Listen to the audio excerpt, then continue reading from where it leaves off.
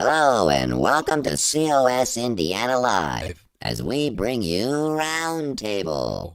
The Roundtable segment is presented here every fourth Monday of the month at 7 p.m. We'll be focusing on education and discussion of the topics and challenges we all face as we use the Constitution to save the Constitution.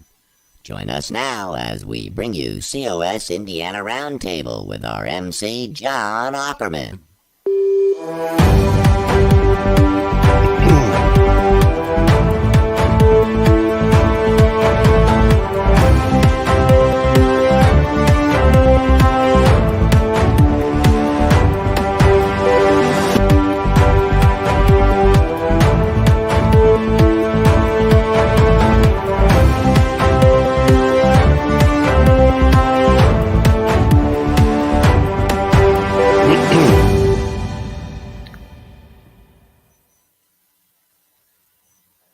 And welcome to COS Indiana Roundtable. I'm your host, John Ackerman. This is broadcast number 167 of COS Indiana Live. Joining me in a few moments will be our state leadership team, plus a special guest. Our topic tonight is a view of the Declaration of Independence and Constitution. We're going to be taking a look at the historical context of both of those documents and how some of those conditions relate directly to some things we're experiencing right now. So history becomes today relevant. Now, if you have a question about any of this stuff, you can ask it right now. If you're watching live on Facebook or YouTube, just click the comment button and enter your question. You can also email the roundtable at raiseyourvoicecos@gmail.com. That's raiseyourvoicecos@gmail.com. After the roundtable concludes the conversation, I'll invite you to join Convention of States and show you how to volunteer to help us make a difference. Before bringing the panel on, let me ask you to help us grow the audience by clicking like and share, and by making a comment or asking a question. You see, the Facebook and YouTube algorithms notice viewer responses. They know that something's happening, and then they show it to more of their users. So help us grow our audience by making a comment and by clicking those like and share buttons. And now I want to welcome our roundtable participants. It's always fun to see who's going to show up first. We're going to have 5 members of the roundtable. First is Dale Tipton, our Indiana State Grassroots Coordinator. Welcome back, Dale. And we'll see who's next. Rick Lyon, our Indiana Events Coordinator. And ladies and gentlemen, as you come on, don't forget to unmute yourself. Dale Parrish, our State Director. Welcome back, Dale. And we got one more. Ken Kashuba, our State's Communications Coordinator. And Ken is the one who's going to be posting your comments and questions that you type in the comment box on Facebook or YouTube. And joining our regular panel members this month is Debbie Stewart. And there she is. Welcome back, Debbie. You've been here before. I have. Thank you for having me. And it's very good to have you back. We look forward to your comments on this important topic. As I already announced, John? Yeah, Dale? John, we seem to be getting some audio interference. Are we, can everybody hear okay? Mm-hmm. I hear you. Yep. All right. Maybe it's just a internet thing. So let's keep going. Okay. Okay, everybody just forget that happened, okay? Sorry for the interruption. As I said in the introduction, we're going to be taking a look at the Declaration of Independence and the Constitution and the historical conditions that existed first in 1776 and then in 1787 when those two documents were written. And to kick us off, I want you to hear the preamble to each document. This is so important because it tells what the founders were about and why they were doing what they were doing. First, the preamble to the Declaration says, "We hold these truths to be self-evident, that all men are created equal, that they are endowed by their Creator with certain unalienable rights, that among these are life, liberty, and the pursuit of happiness, that to secure these rights, governments are instituted among men, deriving their just powers from the consent of the governed, that whenever any form of government becomes destructive of these ends, it is the right of the people to alter or to abolish it, and to institute new government, laying its foundation on such principles and organizing its powers in such form as to them shall seem most likely to effect their safety and happiness." And with that being said, the Declaration of Independence was declared and published for the world to see. Years later, when the Constitution was written, its preamble included these words: "We, the people of the United States, in order to form a more perfect union, establish justice, ensure domestic tranquility, provide for the common defense, promote the general welfare, and to secure the blessings of liberty to ourselves and our posterity, do ordain and establish this Constitution for the United States of America." Now, those wise words contain the reasons for our federal government. Now, think back to the Declaration, written and published in 1776. The Declaration of Independence listed specific grievances that the Patriots had against the King of England. And we're going to take a look at 5 or 8 or 10 of those grievances very briefly now. And I'm going to start with Debbie, and I'm going to ask each panel member to give us one grievance that the colonists had against the King of England. And we'll go around the table that way. Debbie, you go first. Okay, the one that I think of right off is that the king erected many new offices to harass the people and to charge them more money. Okay. Rick Lyon, give us one grievance. Oh, I'll start with my numbering systems right. Number 2, he has forbidden the governors to pass laws of immediate and pressing importance unless suspended in their operation till his assent should be obtained. And when so suspended, he is utterly neglected to attend to them. Dale Tipton, give us one grievance that they had against the king. Oh, one of my very favorites, imposing taxes without consent. Sounds familiar to us today, doesn't it? Ken, got one for us? Well, I think I have a favorite. He has combined with others to subject us to a jurisdiction foreign to our Constitution. Ooh. And Dale Parrish, got a grievance? Well, now some of these other guys, they've already listed some of my favorite ones. Well, take one of your least favorite. There's 27 of them to pick Take from, one of buddy. my least favorite ones. Okay. How about depriving, in many cases, the benefit of a jury trial? Ooh. Can you That imagine? was,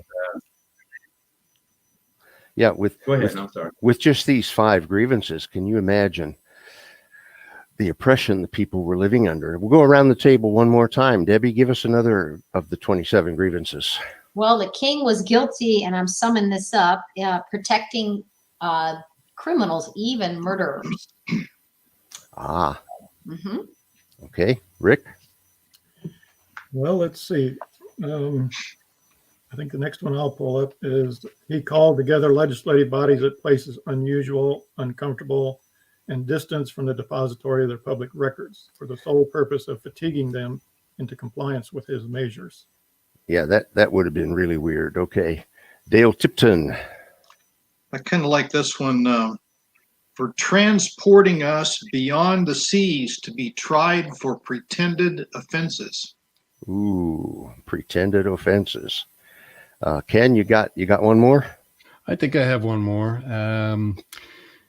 He has made judges dependent on his will alone for the tenure of their offices and the amount and payment for their services. Wow. What a mess. Dale Parrish, did they leave any that you would be willing to read? Yeah. And I got another one here. This might sound a little familiar, quite honestly, to something going on today, but he erected a multitude of new offices and sent hither swarms of officers to harass our people and eat out their substance. Kind of like IRS agents, maybe. Yeah. Similar to that, wouldn't you think? Yeah, that eating, did it say eat out our substance? Yeah, eat out their substance. It relates to the Stamp Act of passed in 1766. So. Yeah, and that was their fancy way of saying, and he's collecting unfair taxes. Right. Eat out our substance. Inflation's been doing that to all of us. Yeah, eating out our substance. That's true. Well, I want to bridge from that ancient document. 1776, to the current time. Just this recently, on July the 4th, this year, the Convention of States Ohio team published what they call an open letter to the states, calling upon all sister states to rise in defense of the liberty that our founders secured. COS National has adopted that open letter and plans to publish it far and wide. Like the Declaration of Independence, it lists specific grievances that we, the people, have against the federal government. Let's go the same way we did before. Debbie, would you give us one of the grievances in that open letter to the states written by our friends over in Ohio? Absolutely. The federal officials are attempting to embrace international treaties that threaten the sovereignty of the United States, and they're trying to override our domestic laws with the international treaties. Yeah. Rick, you got one? Yes. I think this is the first one that they had, that the equality of persons is derived from the equal standing of their individual rights. These rights include life, liberty, and pursuit of happiness. And I guess that's actually in the preamble. Sorry, there's the beginning of it. Let me see. Oh, it is not held to general accepted accounting principles as all businesses are. Yeah. That one has bothered me for a long time. Yep. Federal government bookkeeping is really weird and nobody really understands it. And I think there's a reason for that. They don't want we the people to know what's happening to our money. Okay. Without comment, I shouldn't make comments. Okay. Dale Tipton, give us one of the grievances listed in that open letter. It has amassed $30 trillion in national debt with another $150 trillion in unfunded liabilities. Unfunded liabilities. I can't even wrap my mind around the number 1 trillion. Yet our federal debt is 30 trillion, on its way to 31. Yep. Ken, you got one of the grievances from the open letter? Well, Debbie started off with the one that I was going to use because it coincided with my grievance, being that the jurisdiction of foreign bodies, that doesn't agree with our Constitution. So I don't know, Debbie, do you have another one that I didn't pick up on?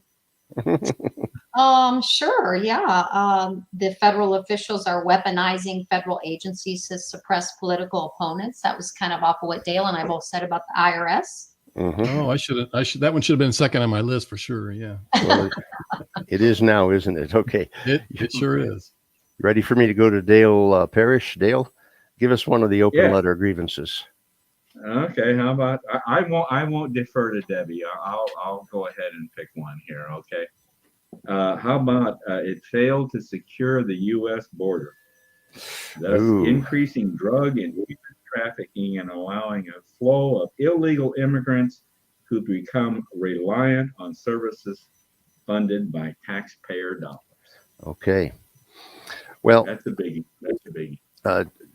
Debbie, Can you remind me how many grievances are in the open letter from Ohio? Oh, goodness. I can't remember. I think it's fewer than the 27 that the declaration had. Dale Parrish, do you know? Yeah, it's 22. Oh, there's 22 of them there. Okay, so we've heard 5 of them right here. Mm-hmm. And rather than go around the table again, because I like to be unpredictable, I don't want the audience to fall asleep if thinking they know what's going to happen next. Let me just ask Debbie, go down the list and don't read all of them. You know, we don't want our audience to fall asleep, so don't read all of them, but read 2 or 3 that really jump out to you, because you've really studied this, I know. Yeah, I think one big one is Congress is not required to limit a bill to a single subject, which would make the most sense of all, because that way they can't stuff it with stuff we don't know about. Yeah. So that's a biggie right there. I would say that Congress is regularly overstepping their constitutionally limited powers in the area of education, healthcare, energy, environment, and many more areas. Mm-hmm. They're way outside their bounds of authority. And I would say another big one is that at times the federal government has tried to undermine the Bill of Rights, weakening the justice system, disarming the populace, and suppressing free speech, trying to regulate religious freedom, really trying to take away from our rights in the actual Bill of Rights. Yeah. Okay. I think I saw a banner flash up there for a second. Was that the location where the audience members can go and read this open letter? John, my video is running about 10 or 15 seconds behind. So I think what I tried to flash up there was Jim O'Connor posted the website, or the URL where you can actually see the open letter. So I thought that would be helpful. Let's put that up there. I'm glad you thought of that. Like I said, I'm running a little bit behind here, so I'll push the button and hope that it gets up there in time. Okay, this is a comment from somebody. Okay, there's the link to the letter. Okay, it's on the conventionofstates.com. And then you click news, and under news, you'll see, this is how I found it for myself. Under conventionofstates.com, click the news link, and then go to the conventionofstates.com news open letter. Okay, and members of the audience can read that entire open letter right there. Okay, thanks Ken for doing that for us.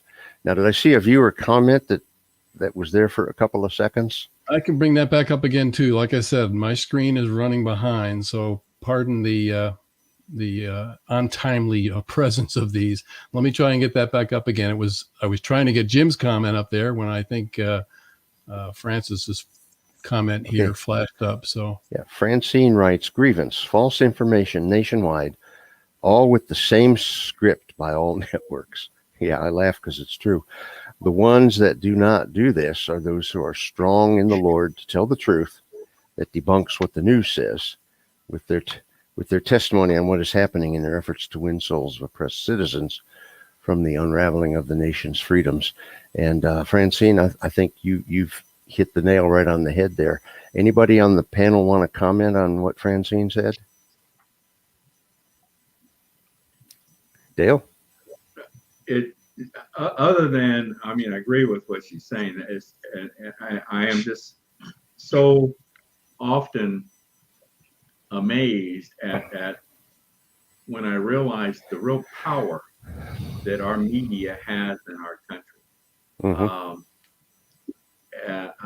and how they can literally tell people things that are not true, and the power that they have. It's just, I'm just thankful that there are other sources in this country still where you can get other information when you're not reliant on the one mainstream media and the power that they have. Just, it is amazing. And I've noticed, kind of a corollary to that. All of the fact checking seems to be against conservative people. I've never seen a fact check against a liberal or a progressive or a left-wing media outlet. And so who's fact checking the fact checkers? Probably nobody.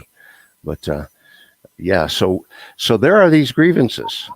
The Patriots had grievances back in 1776, and we in Indiana share probably all 22 of those grievances that were listed in the open letter from the Ohio Convention of States team.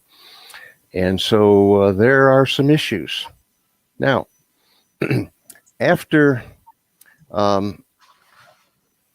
if we go back to the 1700s, after the colonists won their independence from England, they got together and adopted a document that was to govern their life together. It was called the Articles of Confederation. We all have heard of it. Very few of us have never read it. I've never really read all of the Articles of Confederation. The main thing I know is that they didn't work. They never worked. They didn't do the job that was needed. So, Debbie, could you answer me this question? Why were the articles inadequate? What were some of their shortcomings? Can you enlighten me on that, Debbie? Yeah, absolutely. I think one of the biggest ones is there was no executive or judicial branch. And so it was mainly just the one branch of government, the legislative branch. Congress had no power to tax. So it was very difficult to run a country without being able to tax the people who live there. Mm-hmm. And it was interesting because with the Articles of Confederation, the federal government was very weak. And so the states were using their own currency. All 13 states had their own currency. They all could conduct their own affairs with foreign policies and nations. And so there was a lot of discombobulating going on, and there wasn't enough of a federal get together to bring the states together. So I thought that was interesting. Now we've swung the other way. We have way too much federal overreach. Back then they didn't have enough. So. Yeah. And wasn't there an issue with states taxing each other for interstate commerce? Well, they probably did because the federal government was not doing that at the time. Yeah. Yeah. And it got to be pretty nasty from what I remember from my fifth grade history book. Yep. Fifth grade was a long time ago. It was almost impossible to amend the Constitution also. So that made it very difficult the way it was written. Yeah. Yeah. It was I think all 13 states had to approve an amendment. It was some crazy thing like that. And so the amendments to the Articles of Confederation was crazy. I think it's good that we have a high bar that, we can't just willy-nilly amend our Constitution. It is a high bar, but it's not as high as they had. Mm-hmm. Okay. Any of the other four members of the panel, do you have an answer to this question? Why the articles were inadequate? Dale Tipton? Well, I know each of the states maintained their own militia, but they didn't really have the ability to get together any kind of a federal army. And so if you had a need for troops, you had to kind of jockey for, argue for opinions and that kind of thing to get a state to contribute, people to fight in a given cause, which was problematic. Okay. That would be a real issue for a nation state. Yep. Anybody else? Either Ken, Rick, or the other Dale? Rick, yeah. So to kind of follow up on what Debbie was saying about taxes and stuff like that, I will say, just so the audience knows that this topic, John came up with this topic, and I think it's really great. I never thought about comparing the Declaration of Independence with the open letter that we came out. So, John, I think this was really a great topic and a great format that you put together. And I think we also ought to thank our brethren and sisters in Ohio, the Convention of States, Ohio, for producing the open letter and getting it out there. It's really a powerful document that I think is going to be very important. So, yeah. And this topic that we have tonight caused me to do a lot more research for tonight than what I've done in past roundtables. I'll admit that. Okay. So I think from what I've read in the past few days, I think the biggest reason for the failure was, that the federal government was charged with what we would today call, unfunded mandates, except it worked the other way. The state gave the federal government certain responsibilities but no real money to do them and no way to generate funds to carry out those mandates. Mm-hmm. But today we see it reversed, where the federal government's doing that to the states. The federal government is making these mandates for the states, but yet not giving them the money to do it, or the power to raise the funds to do such Yeah. things like that. And when the feds do give money, they attach strings to it. Yeah, They say, then they say use like those- the education department says to local school districts, if you take this money, you'll do this. You'll Yeah, have this so it's- curriculum or whatever. Okay, Dale Parrish, I saw your hand too. Yeah, I don't know if Debbie mentioned this one or not, but couple of the shortcomings of the articles that I found was it couldn't be they couldn't be amended. There was no way to amend the articles, and obviously, as we know, there's always the need to amend as our country changes. But also another one was evidently it took too long. Each state had to accept this, I guess, these articles, and there were some states that it just took way too long for them to accept the articles. So it was a very weak document. So. You might say it was a nice first try, but they found out it didn't work. It was too weak. It left a powerless central government. And I do remember that, Yes. George Mason, great patriot, he participated in the Constitutional Convention, and he did not sign the Constitution because he was afraid that it created too strong of a federal government, a bit of an overreaction to too weak of a federal government. And my friends, we're at the point today in 2022 where a lot of us are like-minded in all 50 states, that our federal government has assumed powers that it is not allowed to assume under the Constitution. And so that's why we're calling for a convention of states. But I'm getting ahead of the story here. So after a decade or so of living under the Articles of Confederation, everybody, it was the elephant in the room. Everybody knew it wasn't working.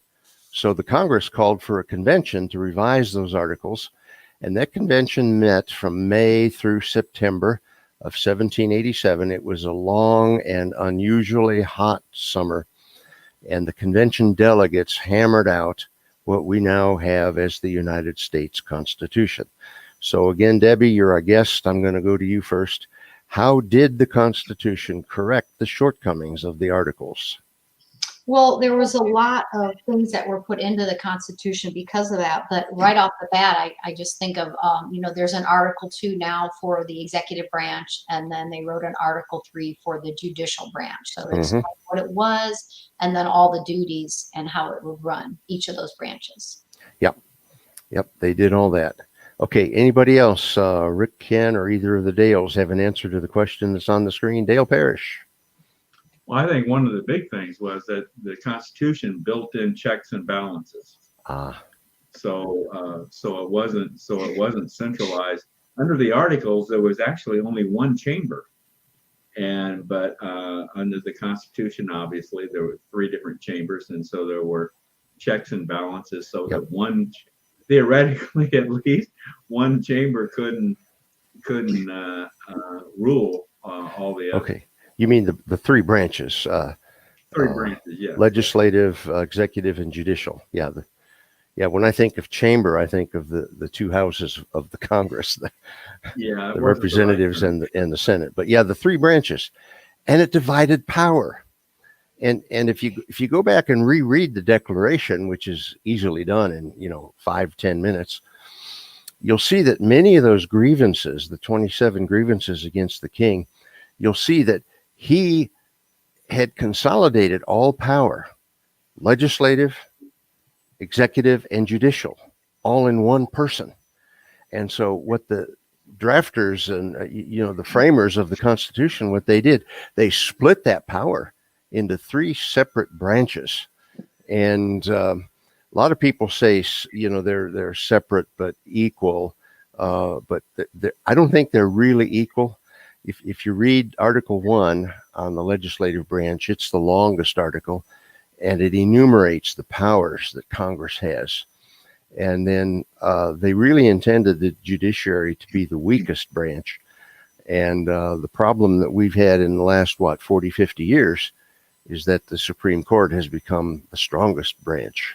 We've had justices sitting on the bench writing law when they're not supposed to be doing that, So here I am waxing again, but let me ask if the other Dale or Ken or Rick have an answer to the question, how did the Constitution correct some of these shortcomings? Dale Tipton. I think, especially under the Articles of Confederation, obviously the federal government was too weak. And so you had a number of competing states that their interests were very divergent, whether it was farming versus fishing or, all kinds of other different things about how they wanted, the rules that they wanted to have within their various states. And the federal government didn't really have the power to bring that group together with any kind of real order. And so they were faced with this balancing act of, well, how much power do we then give to the federal government to solve this problem, but still, keep it together? And so Dale mentioned, the balance of powers, the checks and balances. And so they effectively solved the problem by elevating the power of the federal government, but by splitting up those separate areas, legislative, executive, judicial, they put, stops on that, that rise of power, or so they had hoped, and solved that problem at least temporarily. Obviously, in this day and age, we've created a new one, but that's the way it goes. Okay, so it has been said many times that our Constitution is the longest currently in force, the longest of any written constitution in the world. Great Britain predates us, but they have an oral constitution. It's not really written down anywhere. So theirs is centuries old, but we have the in force, the longest in force written constitution in the world. And I think it has withstood some terrible crises. And I get a little fed up every time I hear a news person say, well, we're facing a constitutional crisis.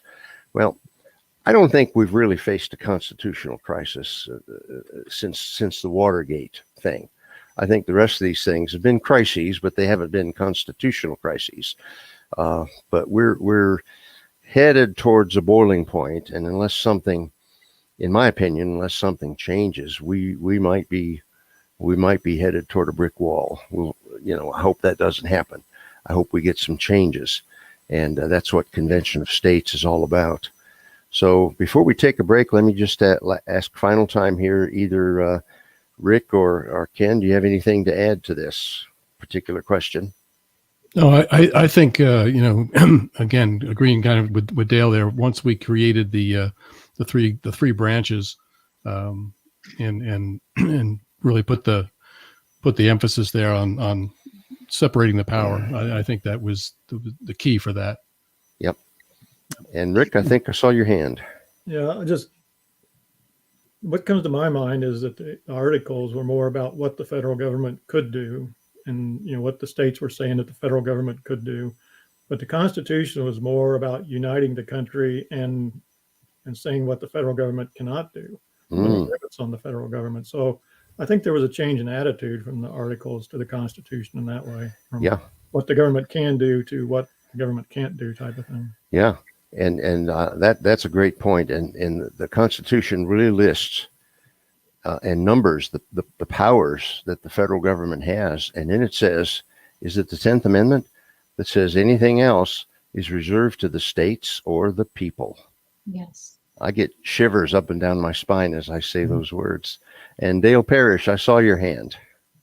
Yeah, I think one of the big things was was the creation of the military and the role of defense in the Constitution as one of the enumerated powers, and that's to defend this country against foreign adversaries.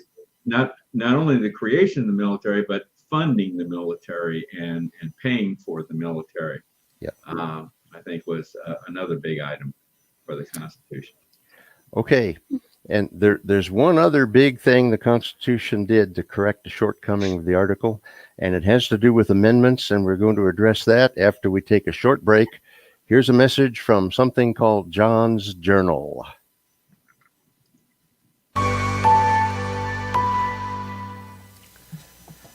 John Ackerman for Convention of States, Indiana. The great German theologian and pastor Dietrich Bonhoeffer wrote these words: "Silence in the face of evil is evil itself. God will not hold us guiltless. Not to speak is to speak. Not to act is to act."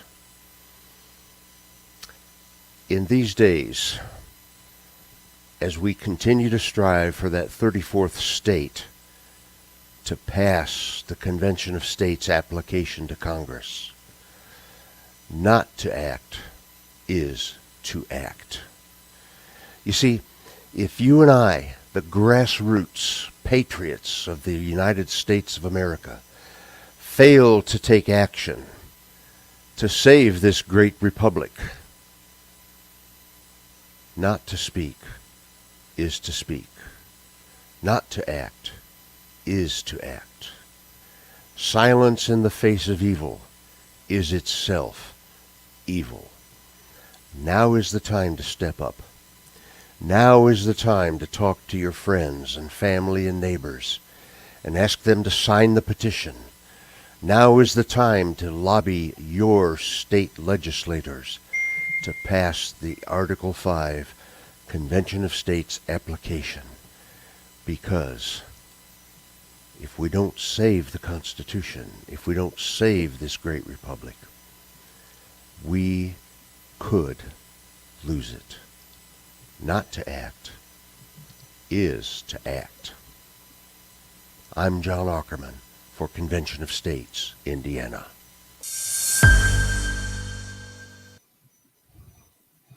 Wow, who was that guy? That was a good one, John. That was a good one. Where did you find that guy?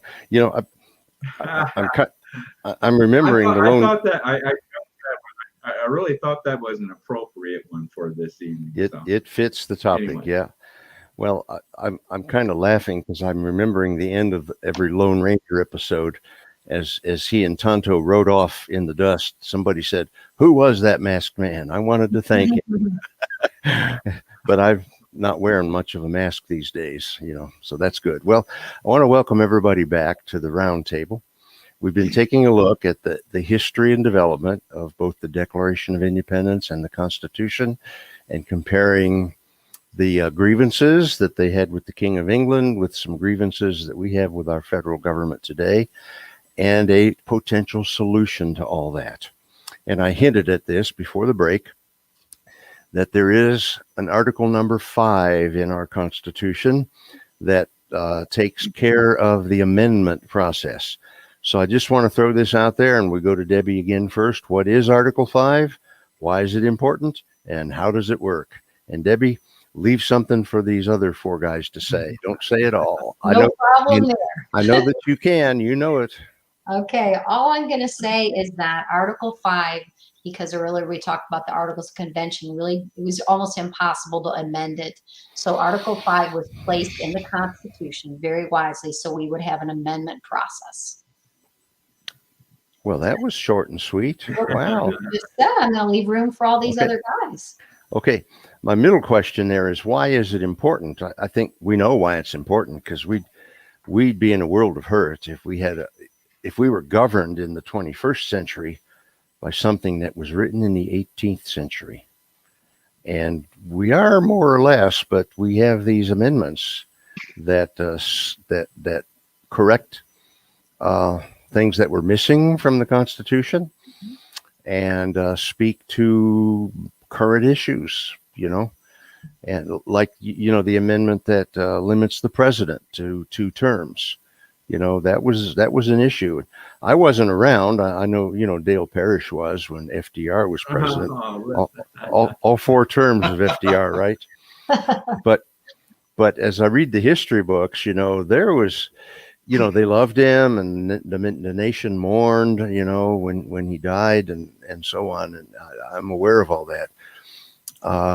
But it didn't take the country long to realize 4 terms of the same president isn't really good, And so they amended the Constitution. So if you rise to the highest office in the land, 2 terms, and then you go away. So we know why it's important, but how does it work? Who wants to take that? Either Dale or Ken or Rick. How does Amendment 5 work? The amendment, Article 5, the amendment process. Dale Parrish, go for it. Well, let me answer part of it, and I'll let somebody else answer another part of it. But there are actually 2 parts to Article 5. Yep. And Article 5 describes the process that we need to go through to amend the Constitution. And the first method of amending the Constitution, there's 2 methods, actually. The first method is, in fact, when Congress proposes an amendment to the Constitution, and it takes 2/3 of Congress to do that, to propose the amendment. Then the proposed amendment then goes out to the state legislatures for ratification, and it requires then 3/4 of the states to ratify that proposed amendment before the amendment then can actually become an amendment to the Constitution. Mm-hmm. So that's one method, and that's the method that's been used. The only method. The only method. That's the only one that's been used. Now I'll let someone else explain the second method that's built in Article 5. Now this is on your final exam, and all you guys ought to know this. What's the second method? The convention route.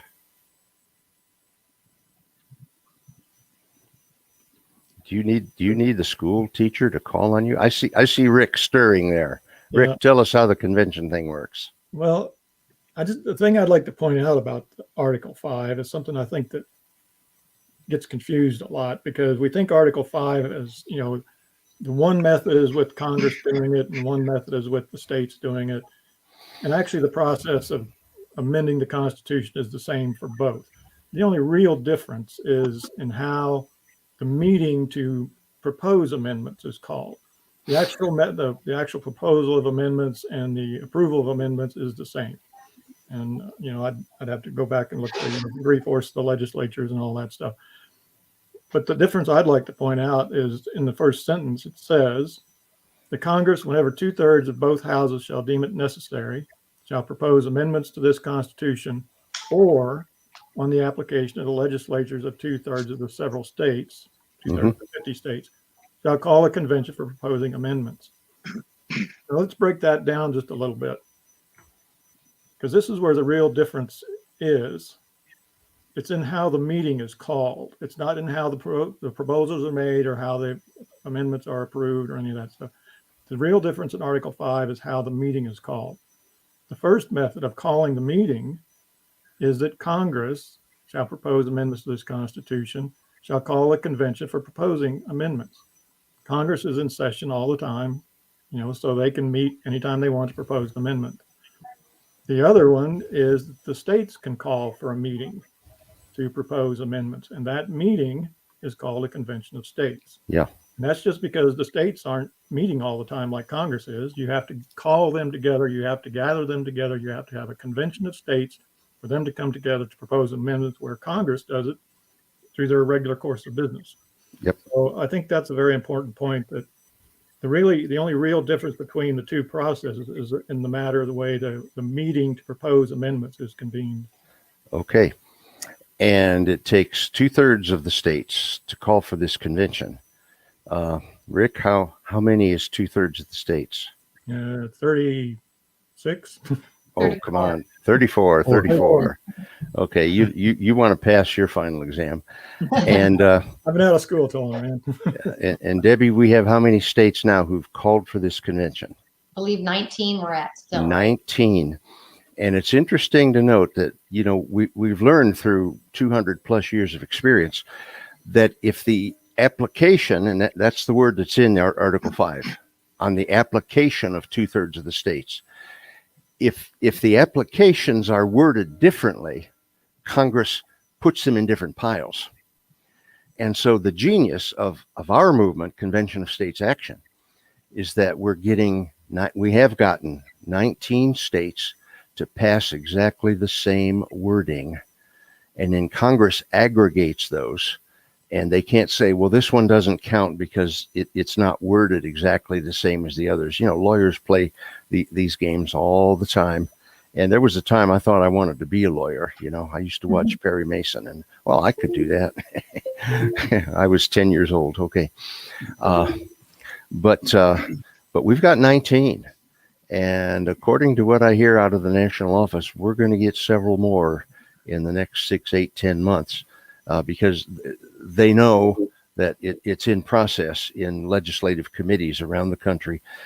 And it's going to start to snowball. And I think we're going to get to that 34 within what would you say, maybe next 2-3 years? And once we've got to 34 states, how does the convention work?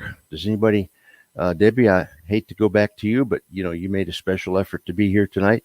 When that convention happens, what's it going to look like? Yeah, so I believe, and this is a while back when I kind of studied this, but I believe that each state will send some delegates to that convention. Yep. And they will go and they will, if it's, the three things that COS is talking about, they might want to propose 3 separate amendments. And then they will put that together, and then it will go back to the state legislatures. Yeah. And then they have to then vote on it. And I believe 38 states have to agree that's correct, right? Yeah, 3/4 of 50, 38 states would have to ratify each amendment.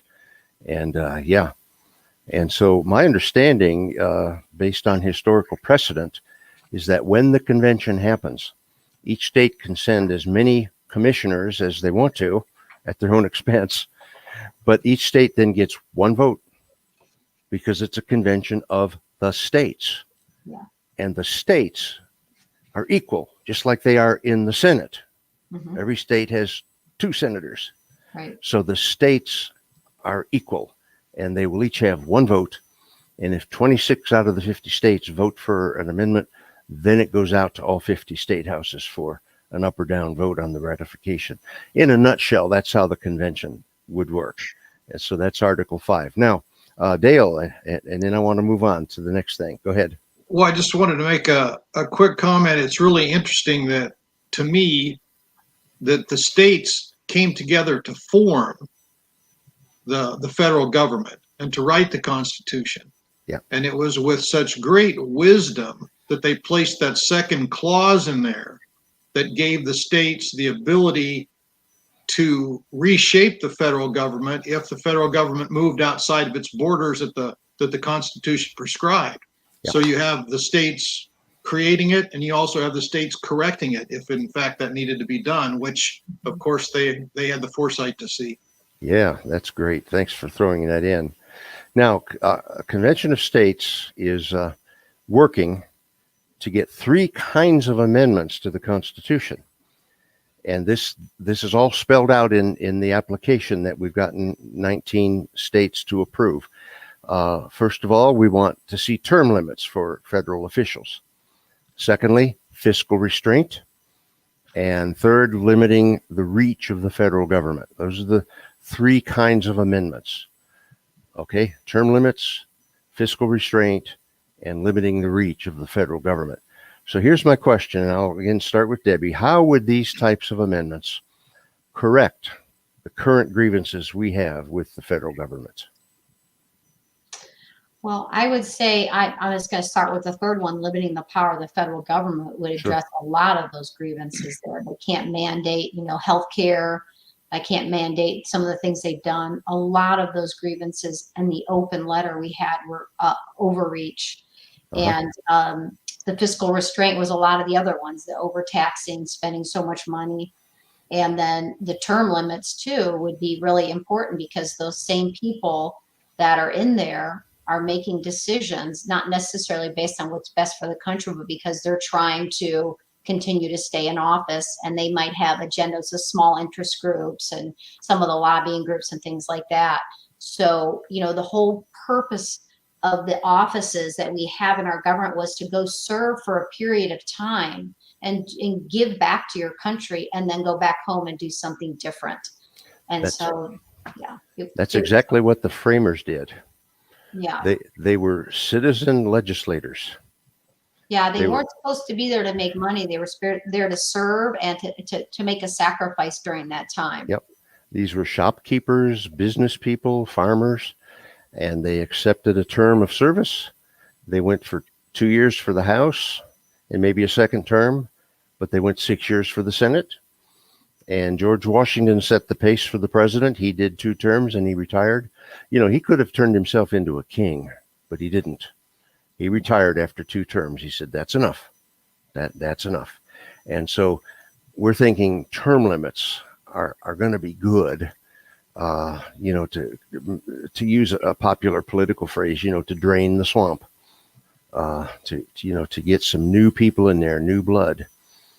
And it doesn't specify in the application, but this is just me thinking, term limits not only for elected officials, but for appointed bureaucrats, because it's really unelected bureaucrats who go there for 40, 50 years, and they're writing the laws and the regulations that all of us have to live under. And I'd like to see a term limit on how long you can work for the federal government, and then you have to go back into. I don't know if that'll ever happen. I might be dreaming here, Dale Parrish, did I see your hand go up? Yeah, John, you pretty well touched on it, and so did Debbie. I think so many of the grievances in the open letter relate to government overreach, and I think the government overreach is a result to a great deal of the swamp and the administrative state, and that's exactly, I think, where term limits. You're right. Term limits would apply to not only elected officials but other federal officials, and I think it would drastically address the problem of government overreach by limiting the terms of office, terms of service. So I just wanted to point that out. Thank you. I didn't mention the judiciary, but I have trouble with the idea that a federal judge serves for life. Well, not really. The Constitution says the Supreme Court, the justices on the court serve for good service. It does not say they serve for life. They serve for good service, but try to impeach and remove from office a federal judge. It has happened, but never has a Supreme Court justice been impeached and removed from office. But these women and men who are appointed and ratified to the Supreme Court, they serve until they retire. Some of them have retired, but a lot of them serve until they die. And I'm getting old, and I don't think that's a good idea. I think you ought to have a rotation there. And anyway, any other final thoughts on this before we move towards closing the roundtable? Dale, yes.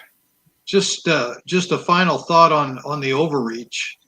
Whenever the founders put together the Constitution, they envisioned the citizens of the country being very well schooled in what the Constitution meant and what it represented. And I think if everybody today was as aware of what the rights were under the Constitution as they were in that time, that the idea of federal overreach would be much more difficult to sustain. And so a lot of it is up to us to re-educate the citizenry about what the Constitution's all about and what their individual rights truly are. Great comment. Thanks, Dale. I saw a comment up on the screen there from Ken. I think it was from Convention of States, Ohio, and the person said, I was one of the writers.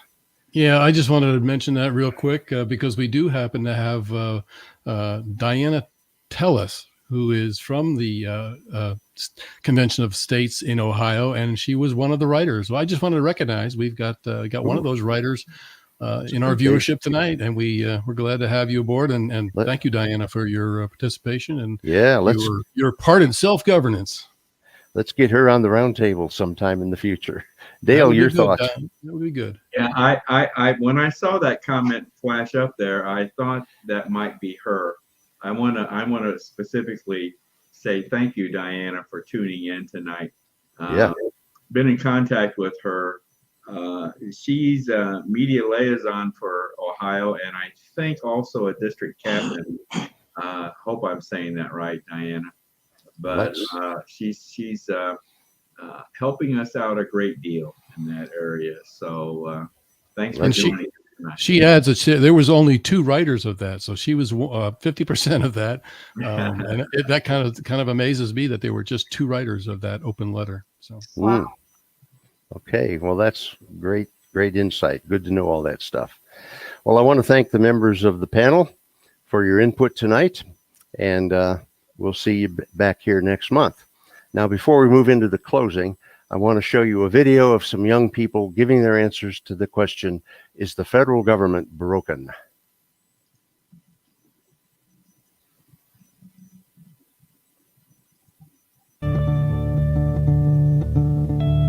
Our government is definitely broken. The EPA is totally out of control. I mean, VA is completely broken. If a private business were to run things like the government, they would be out of business like that. Our tax system is ridiculous. And how are we supposed to pay for that and our student loans and find a place to live with no job? I mean, it's almost as if nobody really cares what happens to us anymore. There are so many problems that we have, and that's just going to be placed on us. My generation especially, we need to lead because enough is enough. DC needs to listen, and we need to take the power back to the people.